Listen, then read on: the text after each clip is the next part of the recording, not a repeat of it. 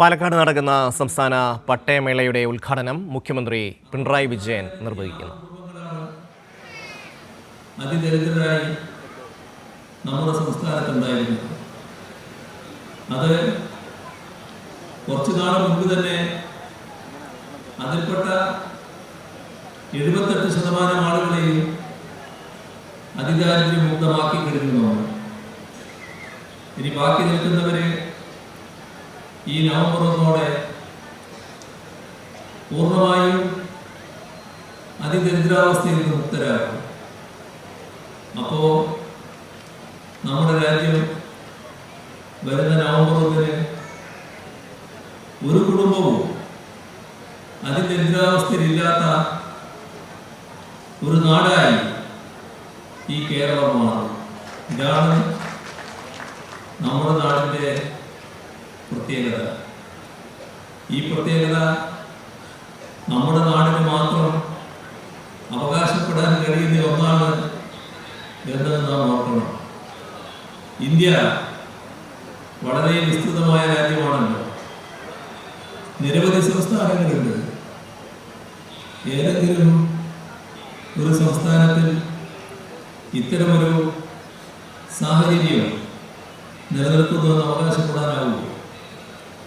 നമ്മുടെ നാടിൻ്റെ പൊതുനന്മലാക്കാക്കിയുള്ള സർക്കാരിൻ്റെ ഇടപെടൽ, വിദ്യാഭ്യാസ രംഗത്തെ ഇടപെടൽ, പൊതുവിദ്യാഭ്യാസം ശക്തിപ്പെടുത്തൽ, ആരോഗ്യ മേഖലയെ ശക്തിപ്പെടുത്തൽ, മറ്റു രംഗങ്ങളിലെ ഇടപെടൽ, ഇതെല്ലാം നാടിൻ്റെ നന്മലാക്കാക്കിക്കൊണ്ടുള്ളതാണ്.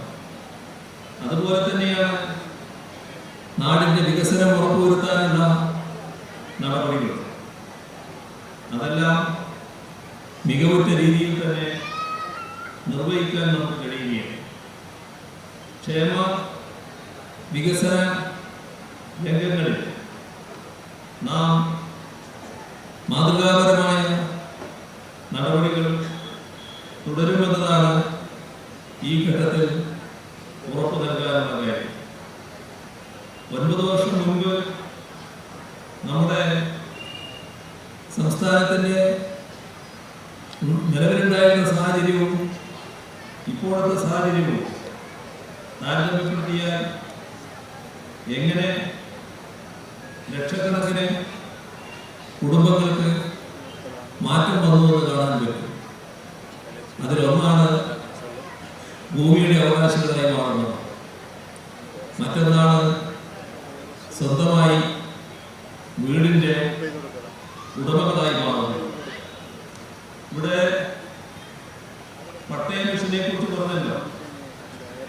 ഈ പട്ടയ മിഷന്റെ എല്ലാം പ്രവർത്തനത്തിന്റെ ഭാഗമായി ഇപ്പോ 4 ലക്ഷം കവിഞ്ഞ പട്ടയം നമ്മുടെ സംസ്ഥാനത്ത് ഈ അടുത്ത വർഷം കൊണ്ട് 1 ലക്ഷം പട്ടയം കൂടി വിതരണം ചെയ്ത് 5 ലക്ഷം എന്ന നമ്പറിലേക്ക് നമ്മൾ എത്തുമെന്നതാണ് ഈ ഘട്ടത്തിൽ പറയാനുള്ളത്.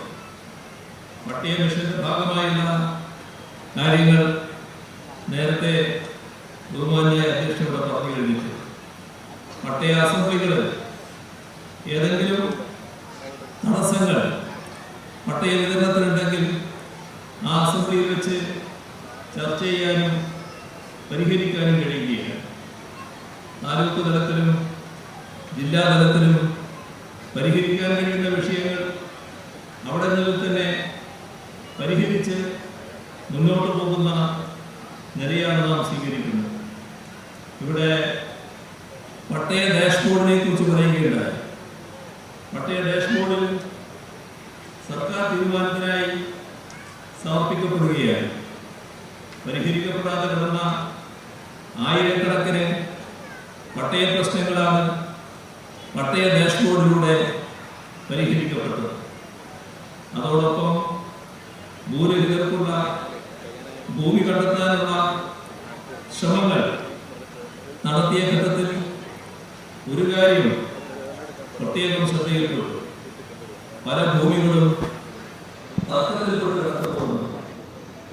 ഈ പ്രശ്നം പരിഹരിക്കുന്നതിന് സർക്കാർ ബഹുമുഖമായ ഇടപെടലുകൾ നടത്തി. അതിൻ്റെ അടിസ്ഥാനത്തിൽ പരിഹാരം സൃഷ്ടിക്കുന്നതിനായി വില്ലേജ് തല ജനകീയ സമിതികൾക്ക് രൂപം നൽകി. ലാൻഡ് ബോർഡിൽ വർഷങ്ങളായി കെട്ടിക്കിടക്കുന്ന കേസുകളിൽ പരിഹാരമുണ്ടായാൽ പട്ടയ വിതരണം വേഗത്തിലാക്കാമെന്ന് മനസ്സിലാക്കി. അങ്ങനെ ലാൻഡ് ബോർഡിനെ പുനഃസംഘടിപ്പിച്ചു. 4 മേഖലകളായി തിരിച്ച് പ്രത്യേക തസ്തികകൾ സൃഷ്ടിച്ച് കേസുകൾ അതിവേഗത്തിൽ തീർപ്പാക്കി വരുന്നു. ഇതെല്ലാം ആത്മാർത്ഥമായ ഇടപെടലുകളുടെ ദൃഷ്ടാന്തമാണ്.